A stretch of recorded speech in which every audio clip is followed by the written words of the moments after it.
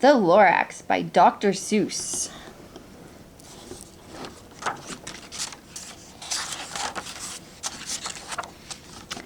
At the far end of town, where the grickle grass grows, and the wind smells slow and sour when it blows, and no birds ever sing except old crows, is the street of the lifted Lorax. And deep in the grickle grass, some people say, if you look deep enough, you can still see today where the Lorax once stood, just as long as it could, before somebody lifted the Lorax away. What was the Lorax, and why was he there, and why was it lifted and taken somewhere? From the far end of town, where the grickle grass grows, the old Onceler still lives here. Ask him, he knows. You won't see the Onceler, don't knock at his door. He stays in his lurkum on top of his store. He lurks in his lurkum under the cold roof, where he makes his own clothes out of muffled moof. And on special dank midnights in August he peeks out of the shutters, and sometimes he speaks and tells how the Lorax was lifted away. He'll tell you perhaps if you're willing to pay. On the end of a rope he lets down a tin pail, and if you toss in 15 cents and a nail and the shell of a great-great-great-grandfather snail, then he pulls up the pail, makes the most careful count to see if you've paid him the proper amount. Then he hides what you paid him in his his secret strange hole, in his groovulous grove. When he grunts, I will call you by the whisper my phone, for the secret I tell you are for your ears alone. Slurp! Down slurps the whisper my phone to your ear, and the old Onceler's whispers are not very clear, since they have to come down through the snigglery hose, and he sounds as if he had smallish bees up his nose. Now I tell you, he says, with his teeth sounding gray, how the Lorax got lifted and taken away. It all started way back, such a long, long time back. Way back in the days when the grass was still green, and the pond was still wet, and the clouds were still clean, and the songs of the swami swans rang out in space. One morning I came to this glorious place, and I first saw the trees, the truffula trees, the bright-colored tufts of the truffula teas, mile after mile in the fresh morning breeze. And under the trees I saw brown barbaloots, frisking about their barbaloot suits, as they played in the shade and ate truffula fruits. From the rapturous pond came the comfortable sound of a humming fish humming while splashing around.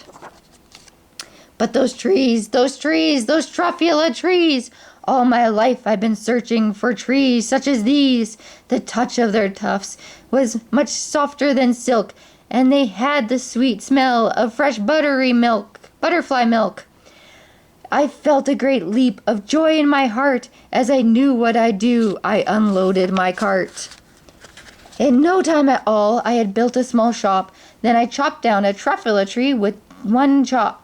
And with great skill, and with great speed, I took the soft tuft and knitted a thneed.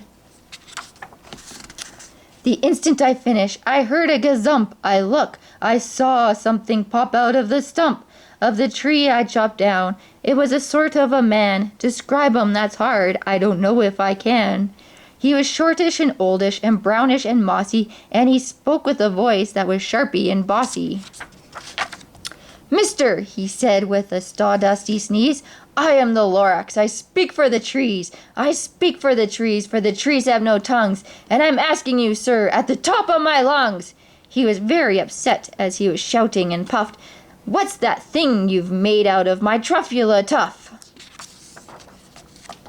Look, Lorax, I said, there's no cause for alarm. I chopped just one tree. I'm doing no harm. I'm being quite useful. This thing is a thneed. A thneed's a fine thing that all people need. It's a shirt, it's a sock, it's a glove, it's a hat, but it has other uses, yes, far beyond that. You can use it for carpet, for pillows, for sheets, or curtains, or covers for your bicycle seats. The Lorax said, Sir, you're crazy with greed. There is no one on earth who would buy that fool thneed. But But the very next minute I proved he was wrong, for just at that minute a chap came along, and he thought that the thneed I had knitted was great. He happily bought it for $3.98. I laughed at the Lorax. You poor stupid guy, you can never tell what some people will buy. I repeat, cried the Lorax, I speak for the trees. I'm busy, I told him. Shut up, if you please. I rushed across the room, and in no time at all, built a radio phone. I put in a quick call. I called all my brothers and uncles and aunts, and I said, listen here, here's a wonderful chance for the Wensler family to get mighty rich. Get over here fast, take the road to the north, left, turn at the Wichita, sharp right at the south.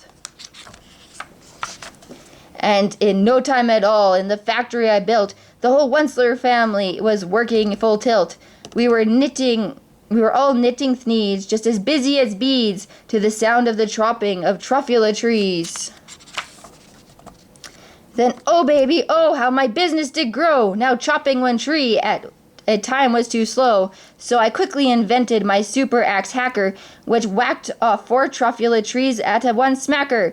We were making thneeds 4 times as fast as before, and that Lorax, he didn't show up anymore.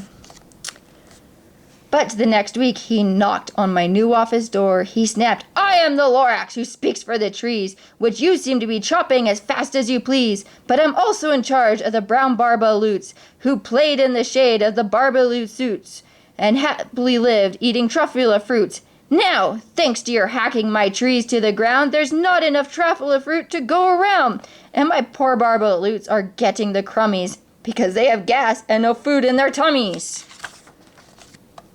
They loved living here, but I can't let them stay. They'll have to find food, and I hope that they may. Good luck, boys, he cried, and he sent them away. I, the Wensler, felt sad, but as I watched them all go, but business is business, and business must go, regardless of crummies and tummies, you know. I meant no harm, I most truly did not, but I had to grow bigger, so bigger I got. I biggered my factories, I biggered my roads, I biggered my wagons, I biggered the loads of thneeds I shipped out. I was shipping them forth to the south, to the east, to the west, to the north. I went right on biggering, selling more thneeds, and I biggered my money, which everyone needs. Then again he came back. I was fixing some pipes when that old nuisance Lorax came back with more grapes. I am the Lorax, he coughed and he wheezed. He sneezed and he sniffled, he snargled, he sniffed. Wensler, he cried with the crumfulous croak. Wensler, you're making such smoggerous smoke. My poor swami swans, they just can't sing a note. No one can sing who has smog in his throat. And so, said the Lorax, please pardon my cough, they can't live here, I'm sending them off. Where will they go? I don't hopefully know. They have to fly for a month or a year to escape from the smog you've smogged up around here. What's more, snapped the Lorax, his donder was up, let me say a few words about gluppity-glup. Your machinery chugs on day and night without stop, making gluppery glup, so schloppity schlop. And what do you do with this leftover goo? I'll show you, you dirty old Wensler man, you. You're glumping the pond where the humming fish hummed. No more can they hum, for their gills are all gummed. So I'm sending them off. Oh, their future is dreary. They'll walk on their fins and get woefully weary, in search of some water that isn't so smeary. I hear things are just as bad up in Lake Erie. And then I got mad. I got terribly mad. I yelled at the Lorax. Now listen here, Dad. All you do is yap yap and say bad, bad, bad, bad. Well, I have my rights, sir, I'm telling you. I intend to go on doing just what I do. And for your information, you Lorax, I'm figuring on biggering and biggering and biggering and biggering, turning more truffula trees into thneeds, which everyone needs. And at that very moment, we heard a loud whack. From the outside in the field came a sickening smack. of an axe on a tree. Then we heard the tree fall, the very last truffula tree of them all. No more trees, no more needs, no more work to be done. So in no time, my uncles and aunts, everyone, all waved me goodbye. They jumped into my cars and drove away under the smoke-smoggered stars. Now all that was left beneath the bad-smelling sky was my big empty factory, the Lorax, and I. The Lorax said nothing. He gave me a glance. He just gave me a very sad, sad backward glance as he lifted himself by the seat of his pants, and I'll never forget the grim look on his face when he hoisted himself and took leave of this place through a hole in the smog without leaving a trace. And all that the Lorax left here in this mess was a small piece of rocks and the one word, unless. Whatever that means, well, I just couldn't guess. That was long, long ago. But each day since that day, I've sat here and worried away. Through the years, while my buildings have fallen apart, I've worried about it with all my heart.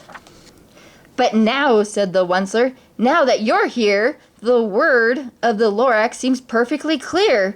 Unless someone like you cares a whole awful lot, nothing is going to get better, it's not. So, catch, calls the Onceler. He lets something fall. It's a truffula seed. It's the last one of all. You're in charge of the last truffula seed. The truffula trees are what everyone needs. Plant a new truffula, treat it with care, give it clean water and feed it fresh air.